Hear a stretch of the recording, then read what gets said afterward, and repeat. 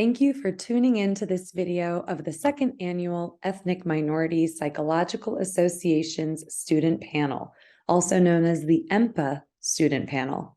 My name is Sheila Ruzi Taleb, and I am a student committee member from AMENA-Psy, also known as the American, Arab, Middle Eastern, and North African Psychological Association. This event was a moderated panel hosted by the AMENA-Psy Student Committee and moderated by myself and Marianne Armanios. The purpose of this panel was to inform students in the field of psychology about each of the 5 ethnic minority psychological associations. Time and again, we come across students who either have not heard of the EMPAs and the students group associated with them, or do not know what joining the organization can offer. We believe that together we can reach each of those students who share our respective identities to inform them of the value of joining our organizations. The first annual panel was hosted last year in 2021 by AMENA-Psy and was born from the vision of our former student member at large, Bahar Amini. We hope you enjoy this recording of the 2022 panel. This video will begin now with the panelists introducing themselves. We hope you can join us in the future. I am a Black woman and I have African and Caribbean ancestry. So my folks actually migrated from Liberia, West Africa, and Jamaica. And so my family is really my life force and my heartbeat, and community is everything to me. And so I'm really thankful to be in community with you all this evening, and I'm looking forward to everything that's shared in this space. So welcome. Thank you so much, Corey. And I just want to note, Corey actually stepped in last minute today for Erica Anderson. So we really appreciate Corey being here, and we're sorry that Erica couldn't be here, but thank you.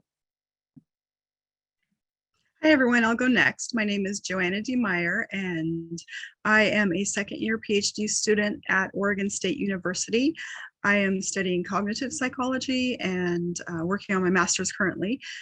I am a student representative at the American Indian and Alaska Native Society of Indian Psychologists, and I'm really excited to be here today. Hi, everyone. My name is Hala Jortani, and my pronouns are she, her. I am the student member at large for AMENA-Psy, and I am a second-generation Iranian American from Kentucky, and I'm currently a 4th-year clinical psychology student at Spalding University, and I'm super, super excited to be here. And for those who don't know, AMENA-Psy stands for the American, Arab, Middle Eastern, and North African Psychological Association. All right, Aldo or Kevin? Hello, everyone. My name is Aldo Barrita, pronouns he, his, he, el. I am originally from Mexico, so I consider myself a Mexican immigrant here in the United States. I am in the University of Nevada, Las Vegas on a PhD program for social psychology. I'm in my 4th year, and I'm the current student representative for the National Latinx Psychological Association. Welcome, everyone.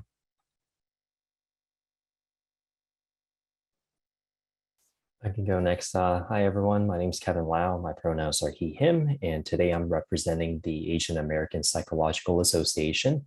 I'm currently the chair of the Division on Students within AAPA. And let's see what else. I actually graduated with my PhD in August of 2021. Thank you. And so, you know, I joined this this division when I was an intern. And, you know, currently I'm a postdoc at Kaiser Permanente in San Jose. What else? I was born in Hong Kong, but I'm ethnically Chinese. I am currently residing on the Tamiya Nation Ohlone land. Yeah, I think that's about it for me. And just, you know, really great to be here. Thanks, Sheila and Marianne, for coordinating. And, you know, just really glad to be a part of this. Thank you. Great. Thank you, everyone, for introducing yourselves. So we'll just give a brief overview of what today's event will look like, and then we'll go ahead and dive right in. So the first portion of this event, I'll moderate some questions that we prepared in advance to give every panelist an opportunity to answer and share a little bit about their EMPA and their organization, and their experiences within their EMPA. And then we'll move on to a portion with a Q&A from the audience. Because it's a webinar format, we can't see you all or hear from you verbally, but if you can put in the chat any questions or in the Q&A box. We also have volunteers who will answer questions in the chat as we go along for those more straightforward questions. And we also took a look at the questions you may have put in your Zoom registration. And so, we'll kind of put together a combination of questions for the second part of our moderated panel. And then for the last 30 minutes of this event, probably my favorite part is when you all will have an opportunity to meet these lovely panelists individually in a separate private setting. So we have separate Zoom meeting links that we'll share with you all near the last 30 minutes of our event today.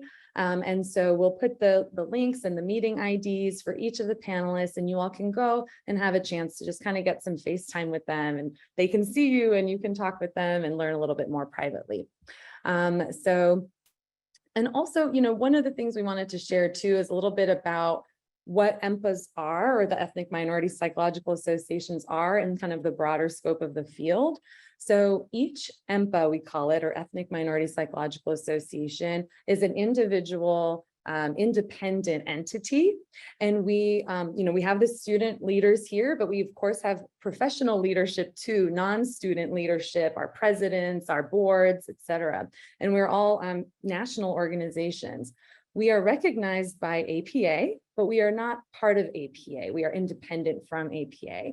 And we each have our own missions and structures and different things that we do.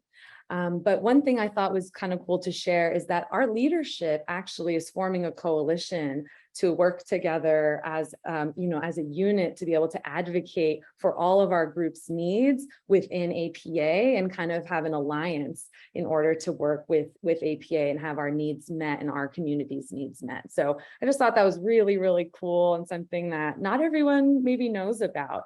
But so even as students, we have a coalition forming right here. Our larger organizations and our leadership are kind of doing the same thing, but on a more official, grand scale. All right, so panelists, we all ready to just dive right in with questions? Okay, cool. So how we'll do this is I'll ask a question, whoever wants to start can start, and then if you could just pass it to the next person and we'll keep it going that way. All right, so to start us off, you can tell us a little bit about your EMPA, why you joined, and how it's made a difference in your life as a student. I can start. So again, my name is Aldo. I'm representing the National Latinx Psychological Association. And so I heard about my EMPA on my first year in grad school. Sadly, I didn't hear about it on undergrad. And I think that just becomes to, barriers on visibility sometimes about EMPAs in general, particularly for undergrad students. And it was recommended to me by my advisor, Dr. Gloria Wampadumpat, who is extremely involved with the Asian American Psychological Association. So because of her own experiences as a young scholar with her EMPA, she recommended for me to seek community. My program does not have a lot of Latinx students or just in general students of color, similarly in faculty, which I think we all can agree it's an issue across institutions. And so it was just an effort to seek community, find similarities in research, interests.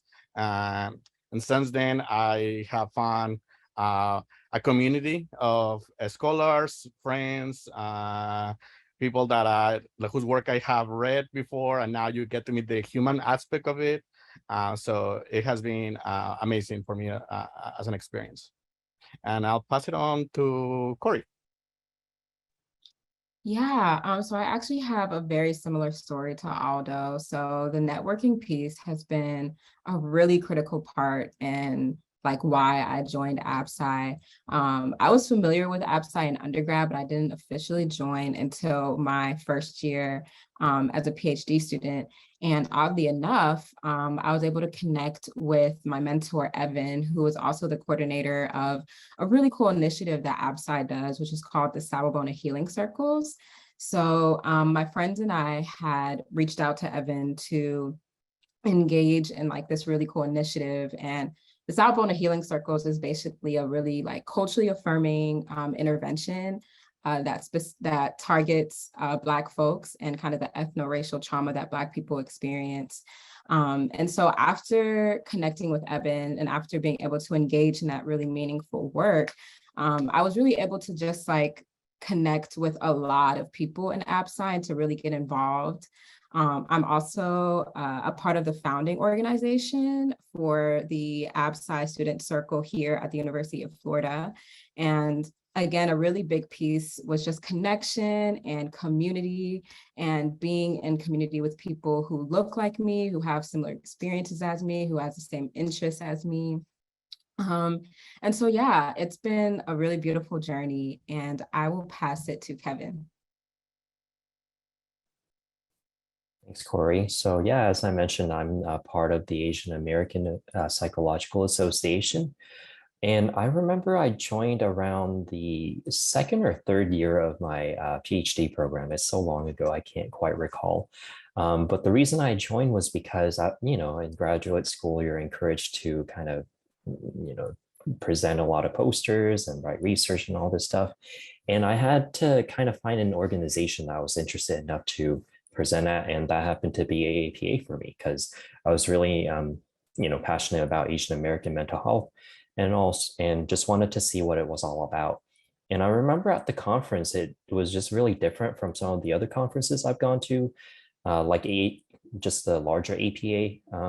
It's a huge conference, which unfortunately means that there's not a whole lot of room to connect with specific people.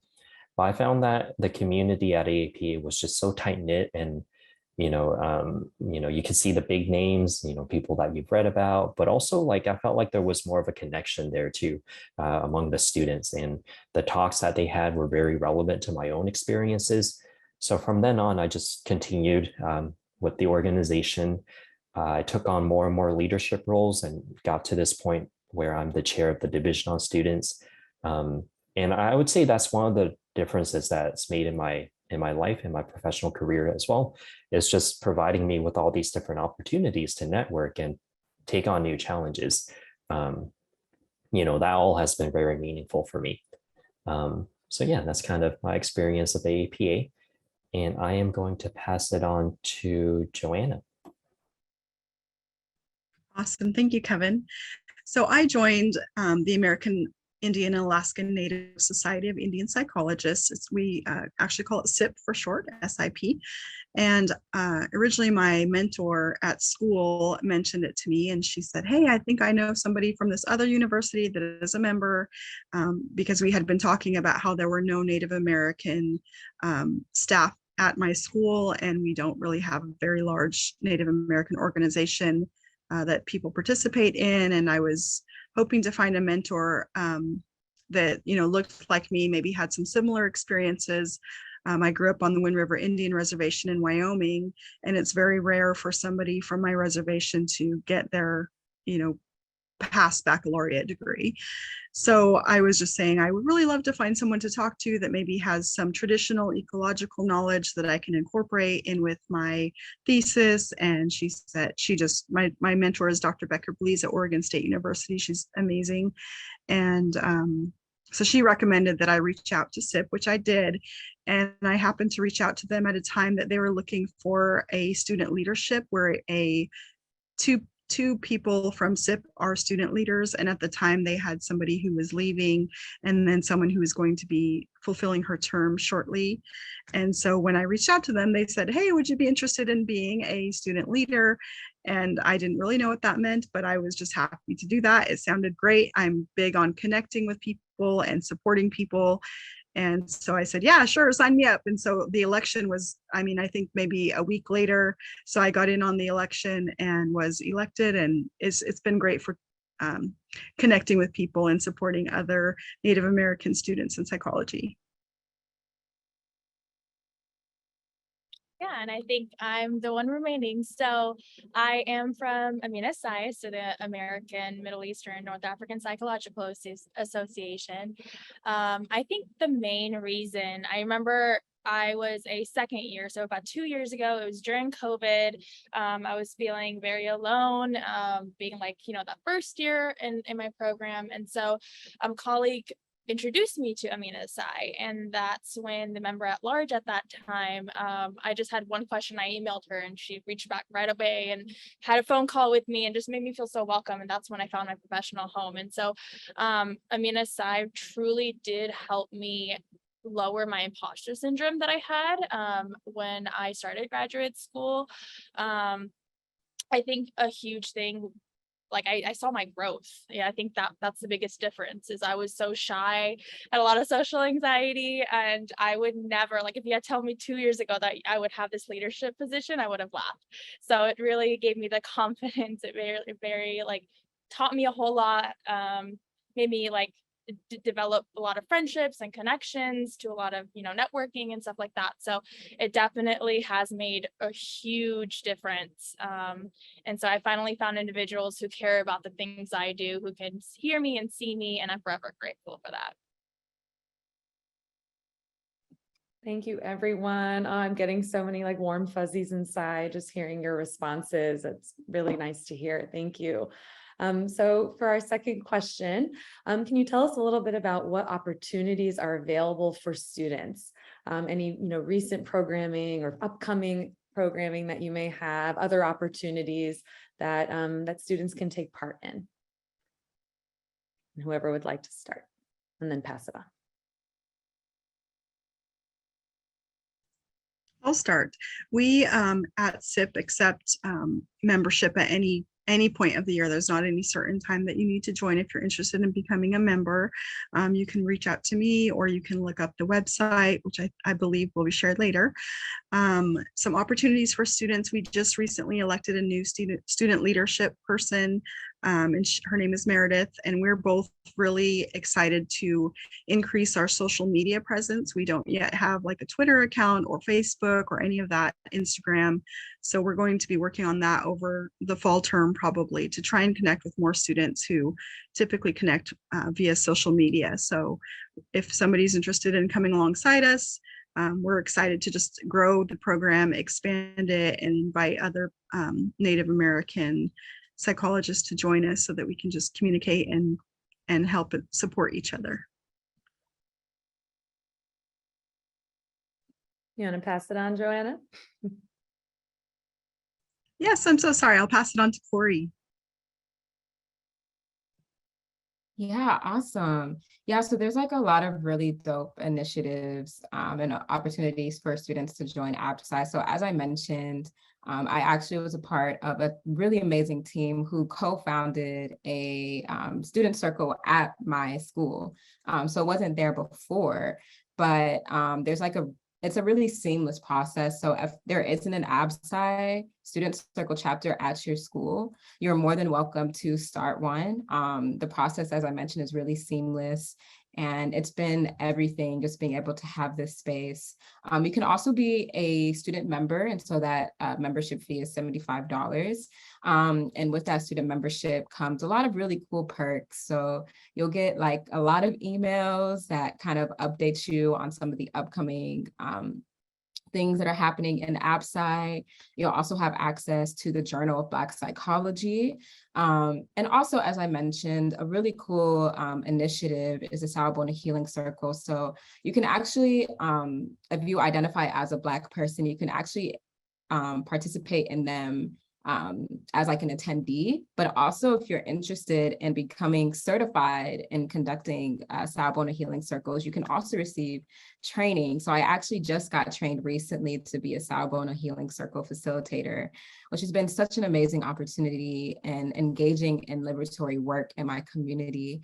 And yeah, so those are some of the really cool things that AMENA-Psy does, and the things that you can expect as a member in AMENA-Psy.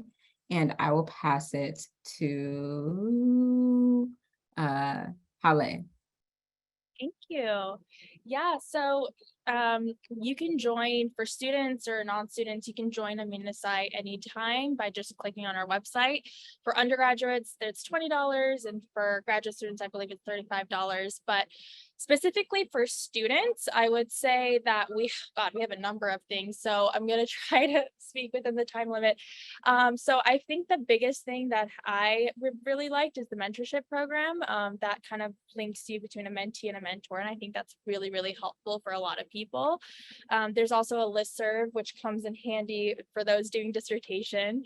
I would say I really like how, AMENA-Psy is a new organization. So we're kind of flexible on creating positions and roles and committees if, students are interested. But besides that, we do have a lot of positions in our student committee. We have like research, clinical practice, and enhancing professional development. We have internship groups, working groups, and we have postdoc working groups. So there's a lot. If you like planning, there's conference planning. If you like writing, there's newsletter committee. If you like advocacy, there's advocacy committee. So definitely a whole lot, and definitely encourage students who are interested in working with MENA individuals to sign up, because it's very active. Both the student committee and just in general, we're very active and provide a lot of opportunities. And I'll go ahead and give it to Aldo. Thank you. I had to start writing some notes just in case someone else asks. So because so many things are being shared that are pretty cool. So for NLPA, similar to many of the other EMPAs, typically when you join any type of membership, you have access to a listserv. So students have their own listserv, and then the organization as a whole has a general listserv. And in these, many resources or opportunities are consistently shared. Similarly as well, like if you want to share your own studies to collect data, for example, that's one of the ways that typically students use that listserv primarily. There are discounted rates for student members for our annual conference, and those discounts are pretty significant in contrast to non-members. Students also have access to apply for annual student awards as well as travel grants for the conferencia. We do have a mentorship program where you can apply every year, and then you are matched with professionals within the organization. So you kind of get your own NLPA mentor. And that's actually a pretty cool program that's very popular among students. We also have free membership. The last 2 years for students, there has been a free membership because of the COVID-19 pandemic. So student rates have been waived for the last 2 years. And while we're still going through hopefully the last portions of the pandemic, we just launched a new program for students who are first-time members for NLPA, who will be able to apply on 2023 for free membership as well. It will be a limited program, those apply first will have access to it, but just kind of announcing it right now that will come.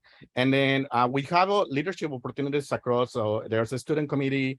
We have 3 representatives at the leadership at the organization. So there's an elect, current, and past student chairs, all with voting rights. And most committees for other interest groups within the organization have always members as co-chairs in their organization per se. And I'll pass it on to Kevin. Thank you, Aldo. Yeah, there's tons of opportunities for students within AAPA. So first of all, our conference is coming up, I believe. We do have a conference every single year. And that's a really good opportunity for students to, share their research, network, find out what's new in the research world, in the psychology world, and Asian American studies and all. I wish we had, we recently just wrapped up the elections for our Division on Students next committee, for 2022 and 2024. So I'm actually on my way out, and we just selected new officers. So that's another way for students to, be part of the leadership and really advocate for students' rights. And aside from that, AAPA, it's gotten to a point where there's big enough membership and enough need to form separate divisions. So we have one for South Asians, for Southeast Asians, division on women. And in each of these divisions, they're often looking for student representative roles. So there's a lot of leadership opportunities as well. Aside from that, funding is also a thing because, as graduate students, we know that funding can be kind of difficult to obtain sometimes, and it's definitely necessary. So in the past, we've offered, convention awards where we would basically pay for, students' registration to the conferences. During the pandemic, we had established kind of like a COVID funding for students who were needing it. It wasn't like a large amount, but it was enough to hopefully help with some of the financial strains that students were struggling with. So, and, so the list goes on, and we're hoping to continue this mentorship office hour initiative where we have a lot of mentors, kind of schedule meetings every other week or so, and they would basically host a group for students to join and consult and seek mentorship about any specific topic. So yeah, these are some of the opportunities in AAPA. Thank you, everyone. Everyone went, correct? Just want to make sure I never missed anybody. Yeah, okay.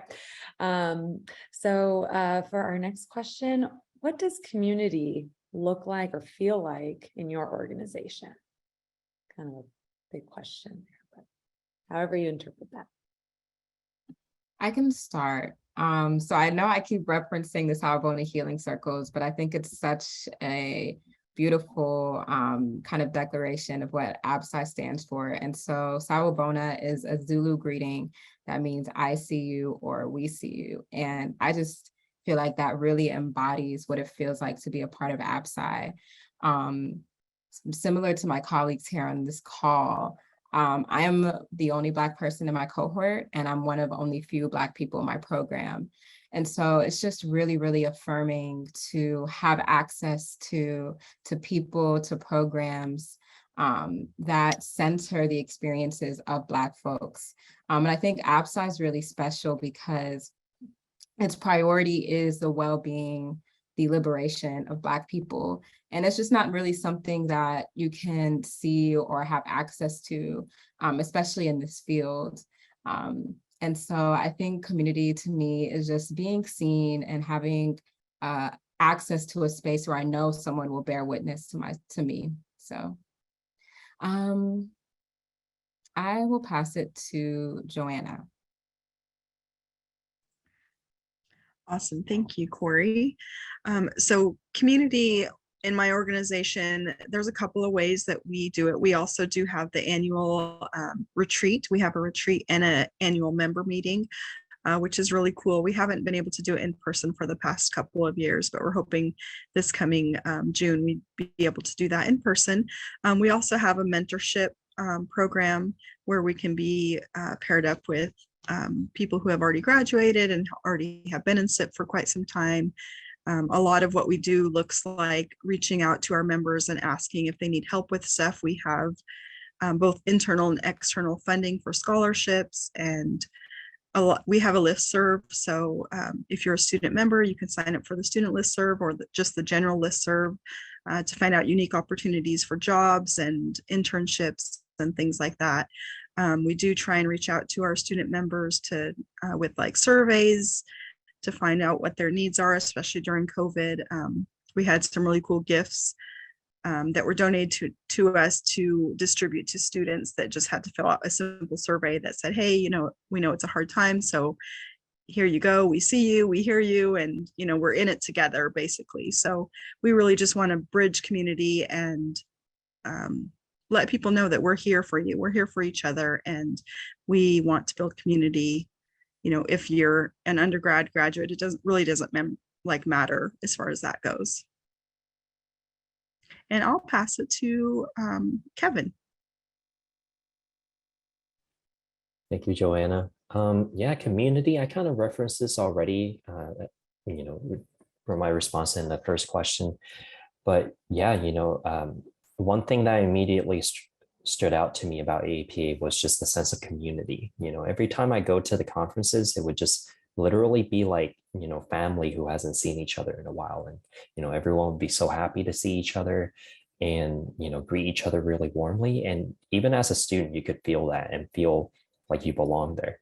I think the biggest thing is just, being in a group of people who have very similar experiences. you know, as graduate students, as professionals in the psychology field, where Asian Americans are part of, or yeah, one of the minority groups. So I feel like, you know, there's just kind of an inherent understanding that takes place, and that's really valuable. Even outside of the convention, oftentimes you'll see folks kind of sending, you know, nice emails towards each other, maybe giving shout outs every here and there, providing information or some news that are significant in the Asian American community. So all that is really nice too. I will say, unfortunately, in the pandemic, things have slowed down a little bit. You know, we haven't had an in-person convention in a while, so that's definitely slowed down. But I think I see this as kind of a way to highlight how important community is in a way, because we're just really, we find that, you know, it's important to maintain the health and safety of ourselves, of each other. And it's better to, you know, try to connect online rather than risk exposing someone to the virus, you know. So, you know, yeah, all around, I think these are some of the ways that community shows up. It kind of goes from the top down, and I try to emulate the same thing within my specific division. So yeah, it's been a great experience.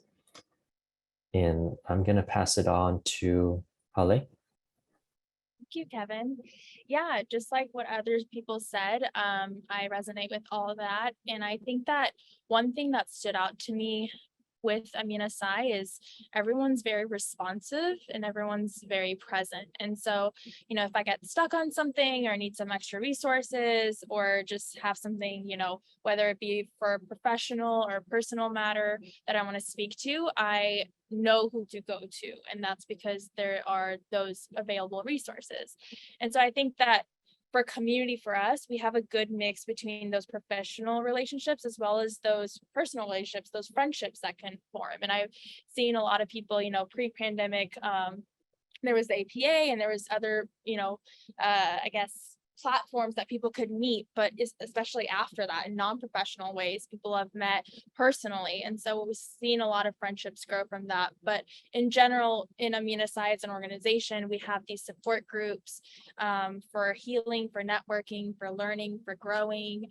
And I think in general, MENA and individuals, we're often fit into one stereotype from the media or others. And so we're a lot more diverse and we're a lot more, you know, we're very underrepresented.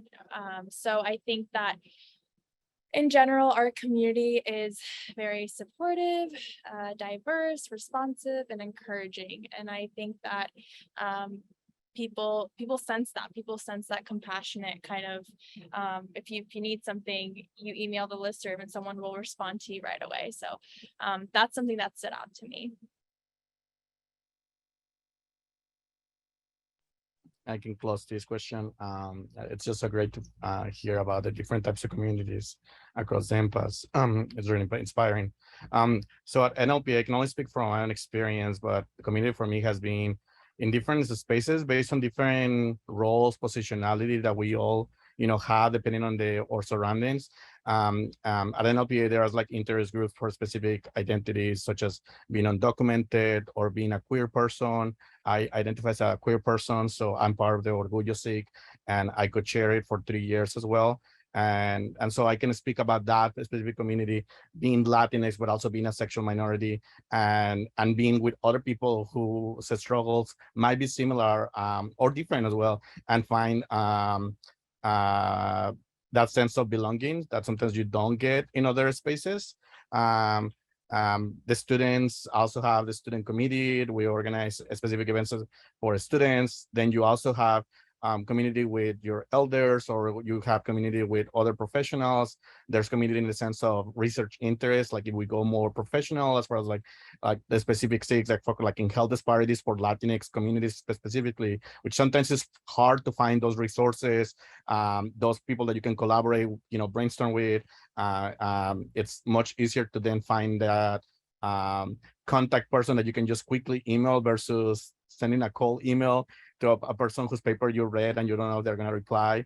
So I feel like community has been experienced in different ways, at least for me.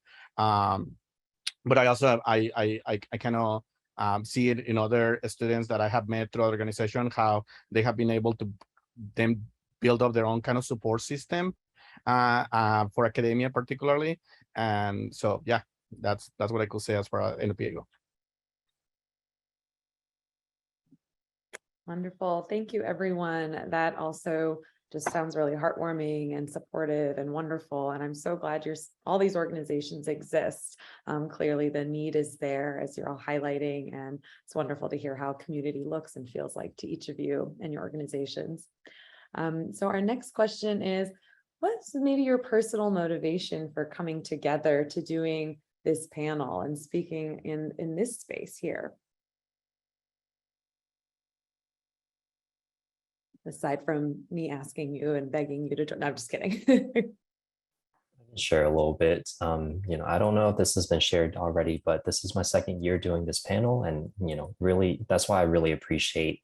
I remember AMENA-Psy was kind of the folks from AMENA-Psy were the ones who reached out initially and had this wonderful idea, and I immediately jumped at the opportunity to be one of the panelists because it just seems like a really meaningful type of way to connect. We talk about community within our organizations, and it's really nice, and we all feel that. We feel like we belong. And I feel like a lot of us have common experiences too across the board. And it's just nice for us to unite and kind of, advocate for each other, be connected with each other. Especially throughout the pandemic, we've seen so many events happen recently with the second wave of the Black Lives Matter movement, with trans people's rights being further oppressed and things like that. It just really highlights the need for us to really fight for each other, fight alongside each other. So that was my personal reason in kind of being a part of this, to further build the relationships, and hopefully that'll help our student members kind of connect further and just create more awesome things in the future. So that's kind of what it was like for me. And I'm going to pass it on to Aldo. Thank you. So I actually attended last year's as an attendee, not as a panelist. I was there to support the student rep at the time, Elizabeth Bautista, who did a wonderful job representing an NLPA. And it was very inspiring just to hear not only her story, but the story of all the panelists, and find like just similarities and things. Like I think that sometimes navigating academic spaces or other spaces in general as a person of color or as a queer person makes you feel like it's just me, like I'm the only one that is probably going through this, and it's very isolating. So just to start hearing that, how it's not, and there is like support systems and people who can like walk you through processes that you don't understand necessarily.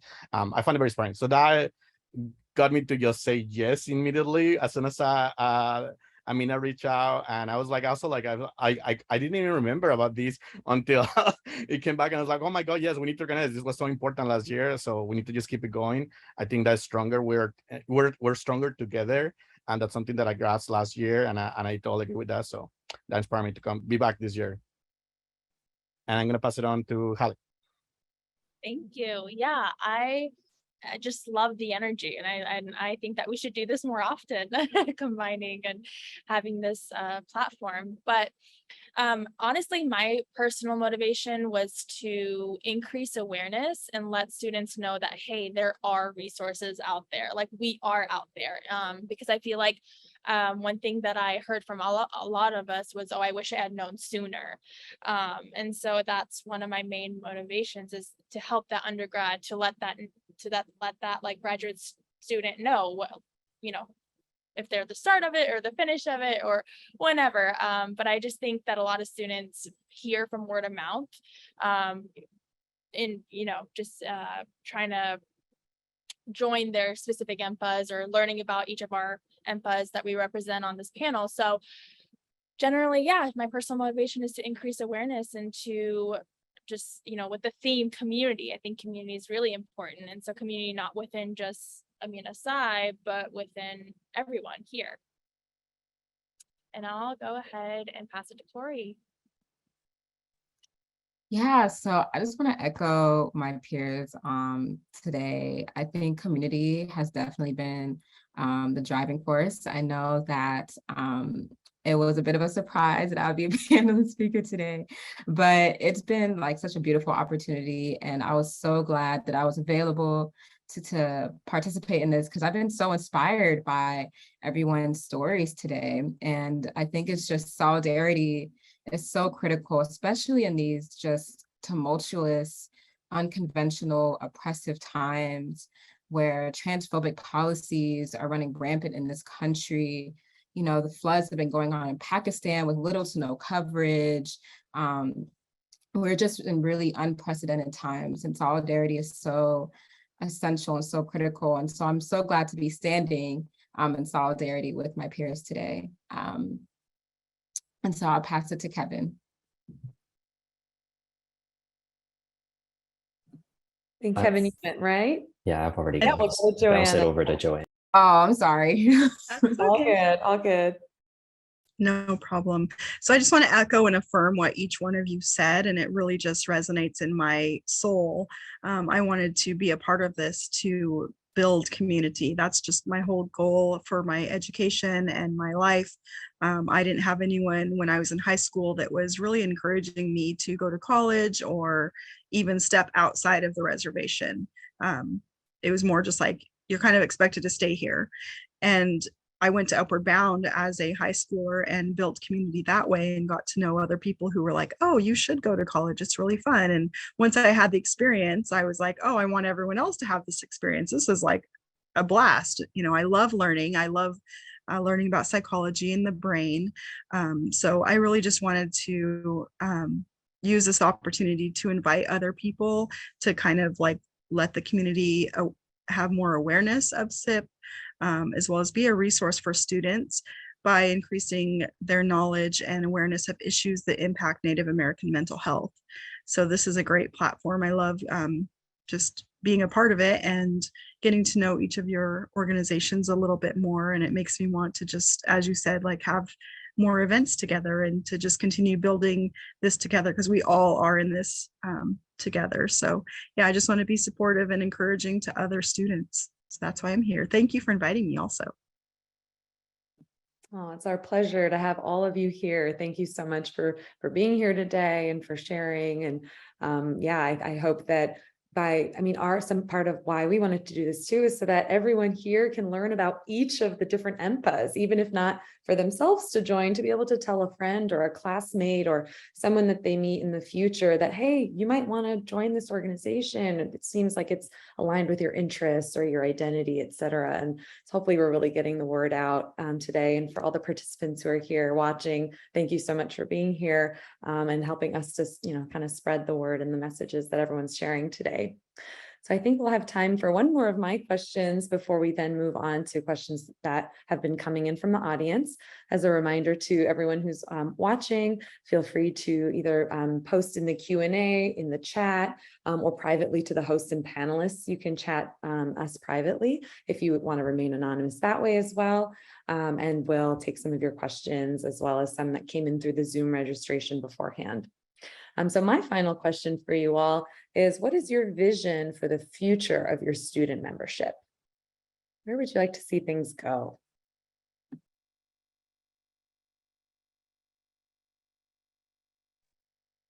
I can take it. Because I think I shared this already with the leadership NLPA, and I think that at NLPA, an important fun fact is that more than half of the membership of NLPA is actually composed of students. So students actually are the majority within NLPA, and we continue to ask for more representation because of that. I feel that for a long time, for tradition or whatever we want to call it, students often are seen as non-experts, kind of like the ones that are more there to learn and listen. And I think that has shifted over the last couple of years to more inclusivity within LPA and outside. And so for us, it's like continue to look for that visibility, for that mutual respect, for that space of leadership where we can also have many things to bring up to the table, right? And I feel like, this is testament of that. Like there's so many amazing leaders in this panel. And so for me, it's like for NLPA, one thing that I see is like continue growth of leadership and visibility for students. And I'll pass it on to Joanna. Awesome, thank you. So really, I kind of mentioned a little bit, but our vision for student membership in SIP really is to just build community. We're not even 100% sure how many student members we currently have. We've kind of gone through a little bit of change within the upper organization as far as the person who used to manage our website and listserv had to step away. So we're kind of in a transitional period right now where we're going to be having a new website and a new listserv so that we can really see who is our student memberships.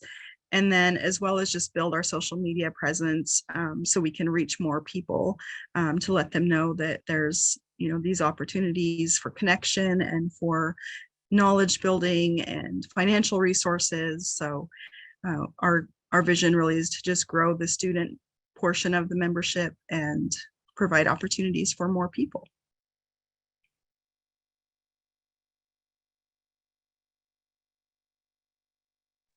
I always forget to pass it on. Sorry about that. I'll pass it on to Kevin. Thank you. Yeah, this is interesting for me to think about because I mentioned I'm on my way out of my position. So, you know, just really wanting to set things, you know, like put things in a really good place for the next board to carry on and, you know, have what they need to succeed. For me personally, I would love for us to continue having opportunities for students, whether that's funding, leadership, volunteering, you know, even opportunities to create friendships. I think that's really important.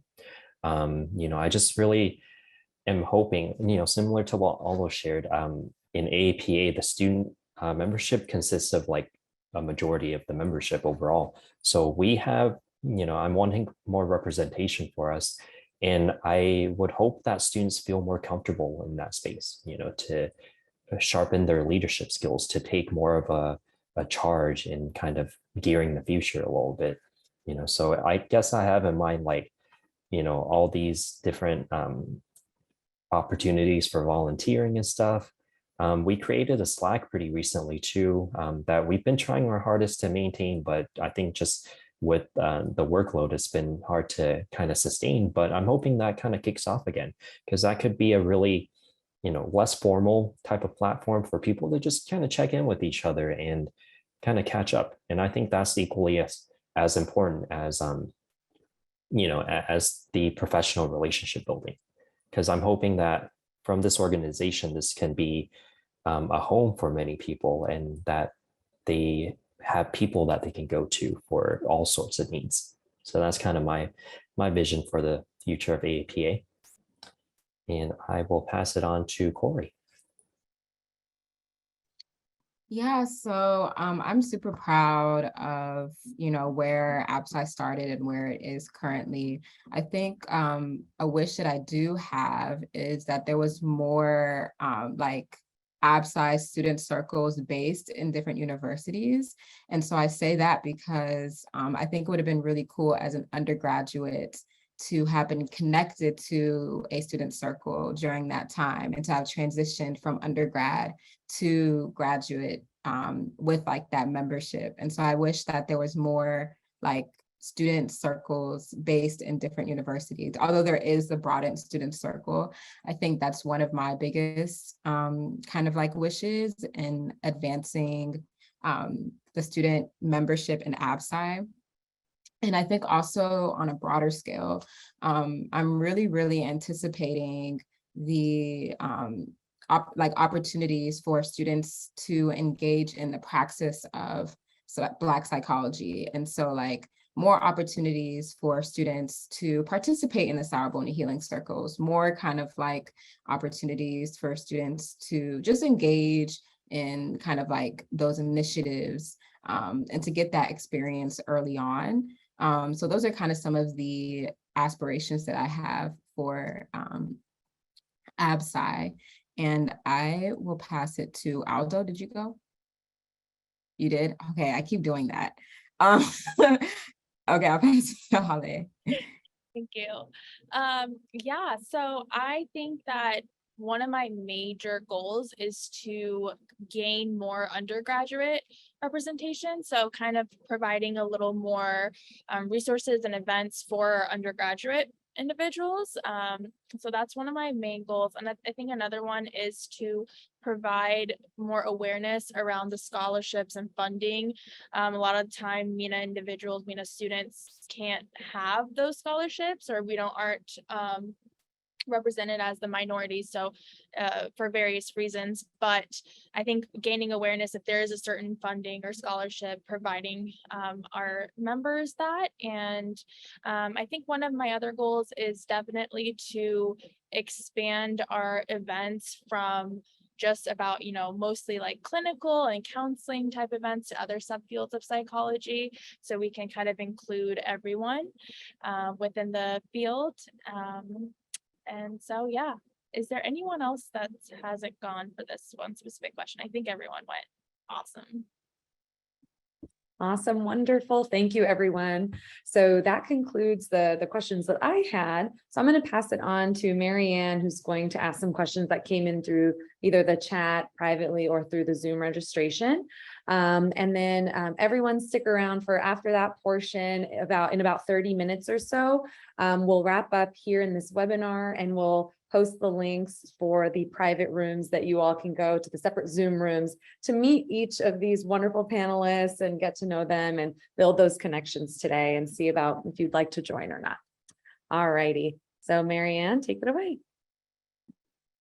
Hello, everyone. Alrighty, so the first question that we got from, I believe, the registration is someone asked if they can join an EMPA if they don't live in the US. And I also just wanted to add on to that if you have to be in the field of psychology to join an EMPA. So I don't mind starting first. I believe that you can join AMENA-Psy internationally. We actually, so AMENA-Psy is African centered. And so we have a lot of initiatives and programs going on in Africa right now. And so I do believe that you can be an international student and join AMENA-Psy. And please remind me what the follow-up question to that was. Do you have to be in the field of psychology to join it, or can it be related fields as well? Related fields. So the beautiful thing, and I think I mentioned this, is that AMENA-Psy is really more concerned about, are you committed to the liberation and the well-being of Black people? And it cares less about the degree that you hold or the discipline that you're from. And so related fields for sure. And I can pass it to Joanna. Awesome. Thank you, Corey. So as far as SIP goes, we have, I believe, 3 different kind of levels of membership. There's a regular membership, which is for really any professional who works in an area that's related to Native American psychology. So it doesn't have to be exactly psychology, just related to that. And then we have special rates for elders and retired people who want to be a member. As for student memberships, it's a $10 annual due, so it's pretty affordable. We also have scholarships if someone can't afford that. And it really is for students who are currently enrolled in either mental or behavioral health or psychology programs. As for it being outside of the US, that's not really something that we require, being in the US or not. Just mostly a related field in psychology. And I'll pass it on to Aldo. Thank you. For NLPA being Latinx psychology oriented association, we already have members internationally, so I have never heard of that being a limitation as far as like only US based. Many of our members are actually internationally, particularly within Central America or South American. And then as far as like psychology, I don't think that is a restriction for anyone to join if they're not in psychology major. I think for me, it's more of a caveat that most of the resources will be oriented to like towards psychology, the psychology field. And so obviously if the work is very interdisciplinary, I still think that it will be a great idea for a student to join and get those resources. But if it's not connecting with psychology at all, for me, it's like, I'll be mindful of the money that you're spending, obviously, for the membership. If it's not, even though it's not that high of the price, it's still, student budgets are different than anyone else's budgets. So that will be my caveat. And I'll pass it on to Hal. Yeah, so I don't think that we have certain restrictions either. I know that we have different types of memberships. And so if you are a community member or a supporter from a different discipline, you're more than welcome to join as well as international students as well. So just like Aldo said, we do primarily have resources regarding the mental health field and psychology field. But if there's any ally or supporter, then they're more than welcomed as well. Kevin, did you go? Not yet, and I can add a few things. Yeah, for AAPA, same thing here. I'm not aware of any restrictions, and I do feel like we have a few international members already. And it's a great way, I think, to be connected in terms of what's going on here in the States in Asian American psychology, and also have access to that community, which, some people otherwise might not have, right? So yeah, I think, definitely that's a way to join. For psychology, no, you don't need to be in psychology specifically. You could also be in a related field. And I like what Corey said. It's just overall like, do your values align with our mission in advocating and advancing the mental health of Asian Americans and our well-being and everything. I also noticed an answer or a question in the chat from Ava about like, what if you're multi-ethnic? And I think, yeah, absolutely. I know people who are who are a member of multiple EMPAs. And I feel like even if you don't personally identify as a certain ethnicity or race, you can be a part of, another EMPA too. It's kind of another way of showing solidarity and advocacy and allyship, right? So I just wanted to address that real quick. Thank you, everyone. And yeah, actually, that was actually just going to be my next question about a lot of the students in the audience are from either multiracial ethnicities or multi-ethnic backgrounds. And I was just going to ask, how can they fit into those, or what EMPA do you think they can maybe choose to fit into, or can they be part of two EMPAs, or how do you think maybe your EMPA can like bring them in? How does that work for people that come from multi-racial backgrounds? And also I just wanted to add, not all of the panelists have to answer during this portion because we might be a little bit short on time, but of course you're more than welcome to, but just don't feel pressured to. Just want to chime in real quick since I last spoke. In AAPA, we actually have, I forget the name, they changed the name of the division recently, but it's a division specifically for multi-ethnic Asian Americans or even like adopted Asians. So I think, if you identify as Asian American or mixed, I feel like you would find a really nice community within AAPA. So sorry.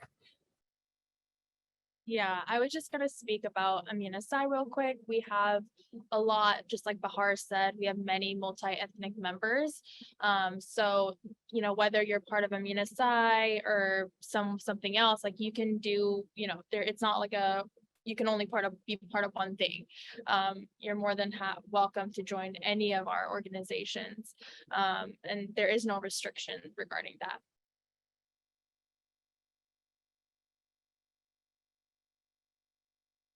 Yeah, so I want to echo the same thing as my colleagues. You are more than welcome to be a part of AMENA-Psy if you are multiracial or multi-ethnic.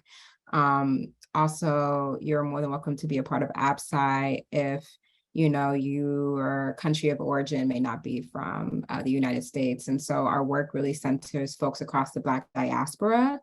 And our initiative centers folks across the Black diaspora.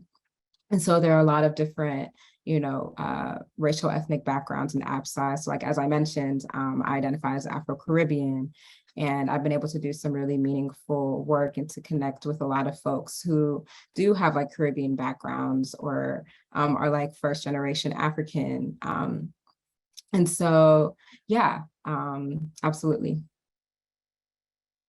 And I also just want to echo for Sept, you're not required to be Native American or enrolled in a federally recognized tribe, or, we don't limit it. We really want to build community. So if you're interested in joining, we welcome you with open arms.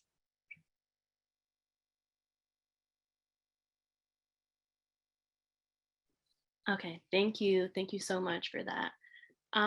So our next question is just about what are the benefits of those who are members only? So those who sign up just as a student member, just as part of like the committee or something like that. What are some benefits that they can receive out of being a member and paying for a membership rather than just like the general public, you would say?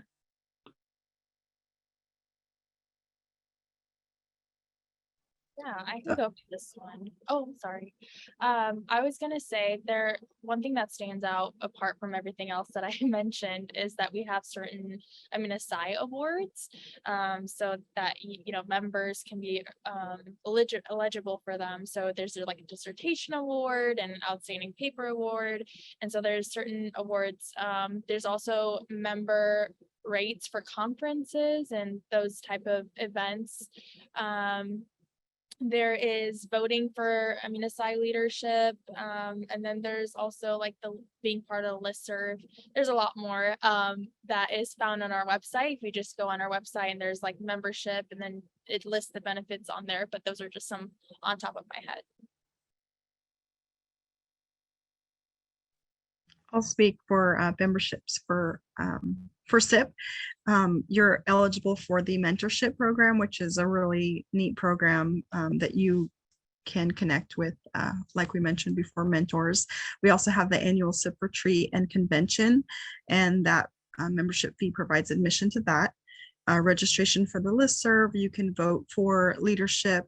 And then also for me, the biggest I would say benefit is professional networking and social support that I really needed, just not having that at my school.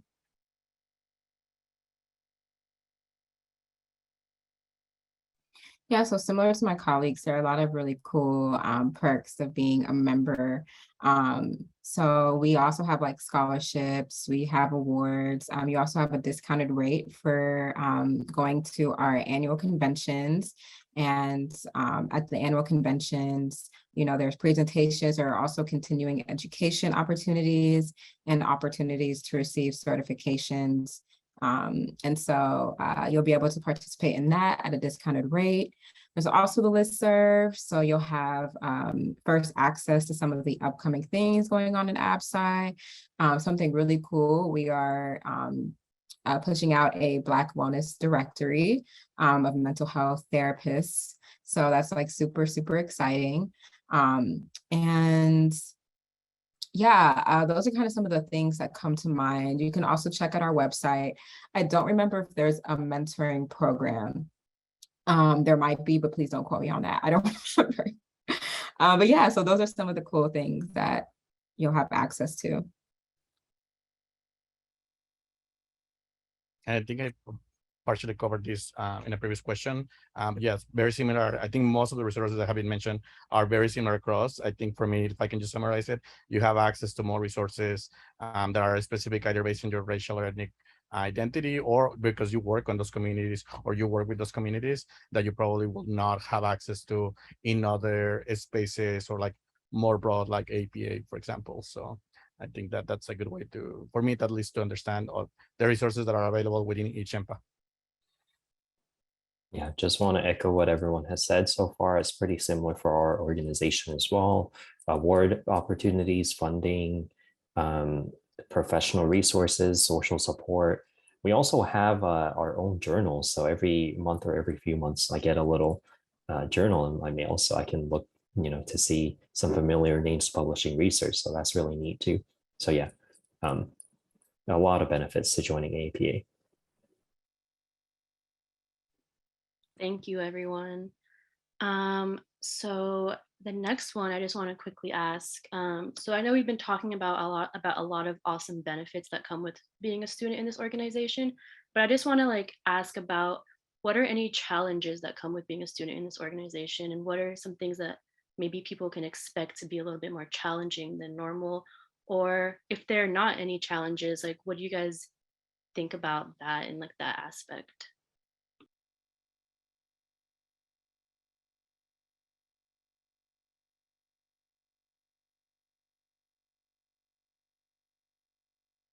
That's a great question. I think that within NLPA, there is still that process of understanding the challenges of, particularly for students, understanding all the type of challenges, non-traditional students, for example, like, and how do they differ, right, based on different identities, systems of oppression.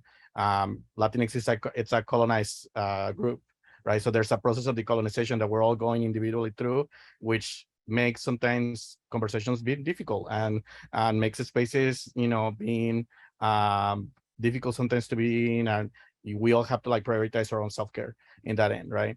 I think that there are conversations around how so the complexity of being a student plus any other identity continues to evolve or change over time, and that change or grow or adjustment sometimes takes time, especially for like perhaps people who identify as elders or those that have been in the field for longer, right? Or those that maybe are disconnected from today's realities, right?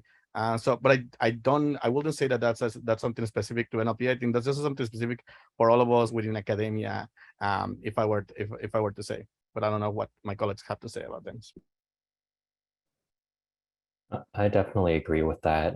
As a student, we already have so many hats that we wear, so many responsibilities we take on that, especially as a student leader, it's another thing you have to juggle. So oftentimes it gets very stressful, honestly. And, like Aldo was saying, we really have to prioritize self-care. And I remember it being particularly difficult when, there was an increase, just a spike in crimes against Asian Americans in the United States, towards the beginning of the pandemic. And, during that time, I felt the need to like kind of step in as one of the student leaders. But at the same time, for me, it was very draining. I was hearing about all this in the news. It was a very depressing time for me personally, too. So I think I would say that's one of the challenges. But during that time, I did have to lean on a lot of social support, a lot of help from my fellow officers in the DOS board. And, we got through it. So that was really nice. I think another thing that has been kind of lagging in AAPA traditionally too is mentorship. I remember, taking on several roles and not quite knowing what I was needed to do, not having a full sense of direction. Since then, that's been spoken about a lot of times. And that's why we created kind of that mentorship program. That's a start, and we're hoping to build that into a more flourishing program in the future. So I think those are some of the challenges, but we're well aware of them and we're trying to address them right now.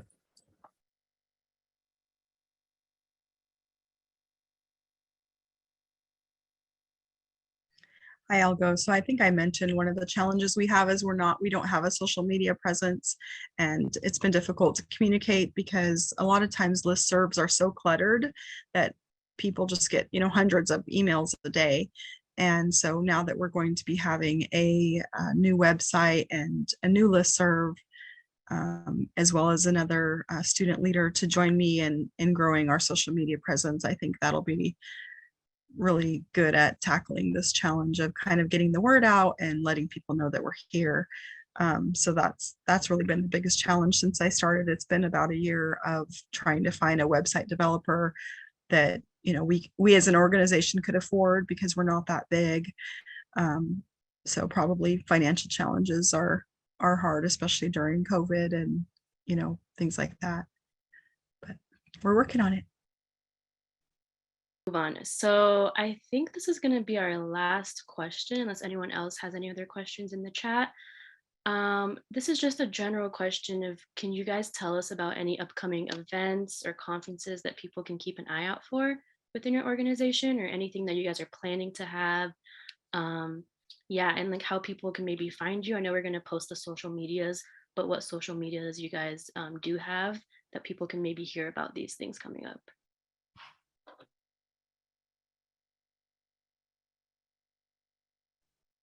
So I can go.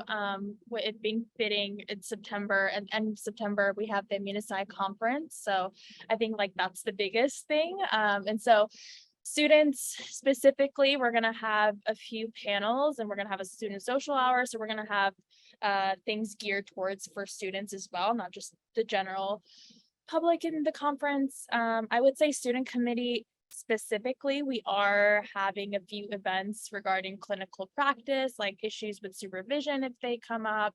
I think one of the things that I'm most excited about is possibly the end of this year, start of next year, we're going to be having a podcast, so an AMENA-Psy podcast, and that's something that I'm just thrilled about. It's been a year or two in the making. Other than that, keep an eye out because we definitely have a lot of events coming up. But yes, our student committee again is very active, and so there's multiple events throughout the semesters. So super excited for the conference. I can go next. I'll throw some plugs as well. Our conferencia is also coming through. It's going to be in October. It's going to be in person after 2 years. It's going to be at Denver, Colorado, October 20th through the 22nd. There's still registration open, discounted rates for student members. And we have organized already student events to the student committee at the conferencia. So there will be a social party. Those are like to do danza, cumbia, and reggaeton. You should come. We have development programming. So like to apply for fellowships, postdocs, internships, depending on your track or research. And later in the year, we were planning to have like a social event around the holidays as well, which we typically call Posada. It will be virtual typically. And we don't really check for like membership. So honestly, if you are in social media and you get the link, you can register and come through, like even without being a member. And then coming up next year, we will have that program that we have worked out this year, which will provide free membership for first-time members, students. It's going to be limited, but it will be announced around winter and it'll launch on January 2023. That sounds like a lot of fun. We have in Sept, like I mentioned, we have a retreat and convention. The retreat portion is usually like a Friday, Saturday, Sunday, and then we have the business meeting for people who are members to vote and things like that. That would be usually on the Sunday. And then the following next 2 days, the Monday and Tuesday, are the convention. We offer continuing education and just lots of connection opportunities. Some cool food. One thing we did this year, because it was virtual again, is we had the student members meet like over Zoom. And ahead of time, when they registered to meet, we sent them gift cards to order food so that they can order food ahead of time, like Uber Eats or something, so that we could all like enjoy a meal together, which is what we love to do, is just share meals together and chat and get to know and connect each other. And we've also had virtual beading circles where we mail out beads and just kind of sit together and make some crafts and again connect. It's just really all about connection, and that again will be June of next year if you're looking for that.